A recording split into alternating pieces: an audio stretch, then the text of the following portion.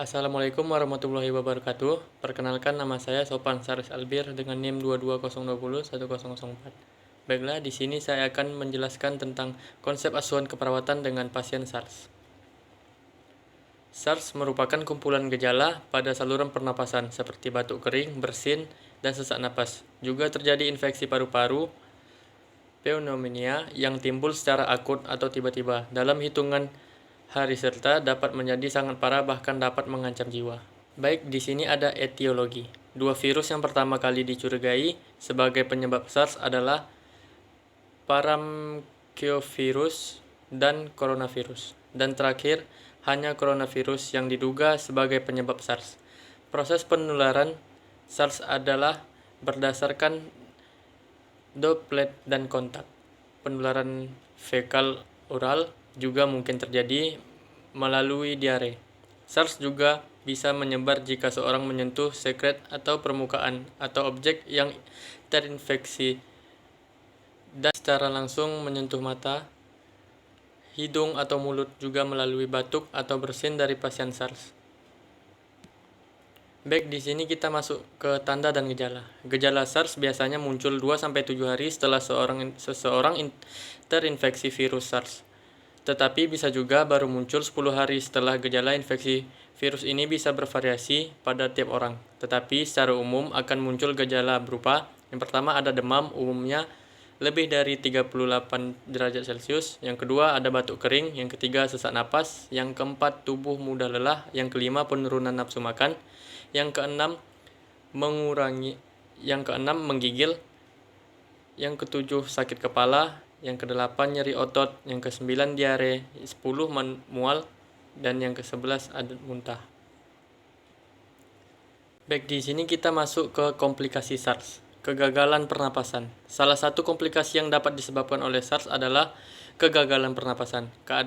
Keadaan tersebut terjadi karena paru-paru tidak dapat menghilangkan karbon dioksida dari darah. Akibatnya, darah mengalami kekurangan oksigen dan kandungan karbon dioksida menjadi lebih tinggi pada saat yang bersamaan. Akibatnya, pengidapnya bisa mengalami kehilangan kesadaran.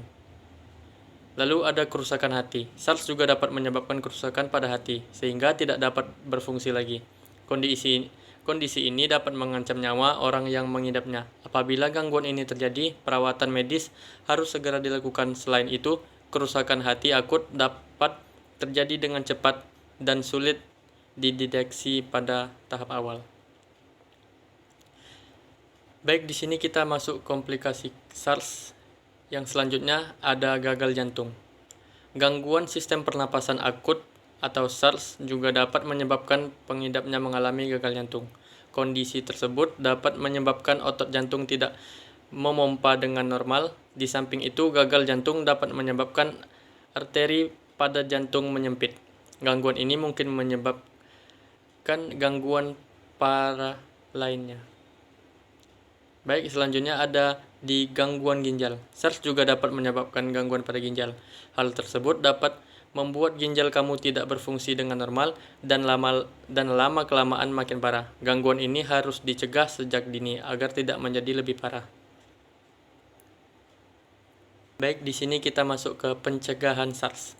Yang pertama, cuci tangan secara teratur. Cuci tangan dengan sabun dan air yang mengalir selama setidaknya 20 detik. Ini adalah langkah pencegahan utama terhadap penyebaran infeksi.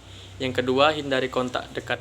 Hindari kontak fisik dekat dengan orang-orang yang mungkin terinfeksi SARS. Ini termasuk berjabat tangan, berciuman, atau berbicara dekat. Yang ketiga ada gunakan masker. Gunakan masker jika Anda sakit atau jika Anda merasa mungkin terpapar SARS. Masker dapat membantu mencegah penyebaran droplet pernapasan. Selanjutnya ada hindari perjalanan ke daerah terinfeksi. Jika ada wabah SARS di suatu wilayah, hindari berpergian ke sana jika memungkinkan. Yang kelima ada praktik etika batuk dan bersin yang baik. Tutup mulut dan hidung Anda dengan tisu atau siku bagian dalam Anda ketika batuk dan bersin. Buang tisu yang digunakan dengan benar. Lalu ada isolasi diri saat sakit. Jika Anda merasa sakit dengan gejala yang mirip SARS, tetapi di rumah dan hindari berkontak dengan orang lain. Selanjutnya ada perhatikan kebersihan lingkungan. Bersihkan dan disinfeksi permukaan yang sering disentuh seperti ganggang pintu, saklar lampu, dan telepon.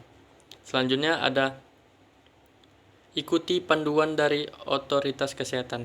Patuhi arahan dan rekomendasi dari otoritas kesehatan setempat dan nasional. Mereka akan memberikan informasi terbaru tentang situasi dan tindakan yang perlu diambil.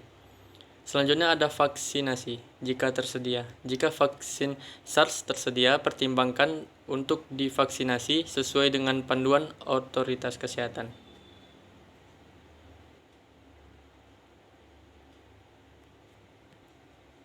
Baik, di sini kita melanjutkan di diagnosa keperawatan. Diagnosa keperawatan merupakan suatu penilaian klinis mengenai respon klien terhadap masalah kesehatan atau proses kehidupan yang dialaminya.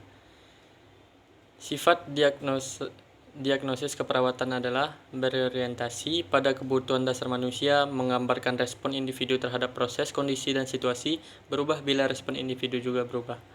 Adapun diagnosa keperawatan yang dapat ditegakkan dari pasien penderita SARS adalah sebagai berikut.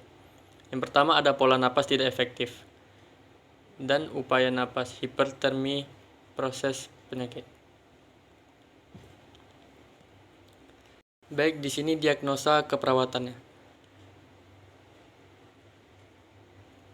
Di data DS dyspnea, di DO penggunaan otot bantu pernapasan, fase ekspirasi memanjang, pola napas abnormal, dan di data minor DS-nya ortopnea, dan di DO-nya pernapasan forced lip, pernapasan cuping hidung, ventilasi semenit turun, kapasitas vital menurun, tekanan inspirasi menurun, ekskursi dada berubah. Baik, di sini ada rencana intervensi keperawatan Indonesia. Di observasi, monitor pola napas, frekuensi kedalaman napas, usaha napas, monitor bunyi napas tambahan, monitor adanya sumbatan jalan napas, palpasi kesimetrisan ekspinasi paru. Di terapeutiknya ada posisikan semifouler atau fouler, berikan minum air hangat, berikan oksigen. Di edukasinya ada anjurkan asupan cairan 2000 ml per hari jika tidak kontradiksi. Dan kolaborasi pemberian bronkodilator, ekspektoran, muktolitik jika perlu. Di sini ada diagnosa keperawatan hipertermia. Di data mayornya DO suhu tubuh di atas nilai normal. Di data minornya DO kulit merah, kejang, takikardi, takipnea, kulit terasa hangat. Di rencana intervensi keperawatannya ada observasi, yaitu identifikasi penyebab hipertermia, monitor suhu tubuh, monitor saluran urin, monitor komplikasi akibat hipertermia.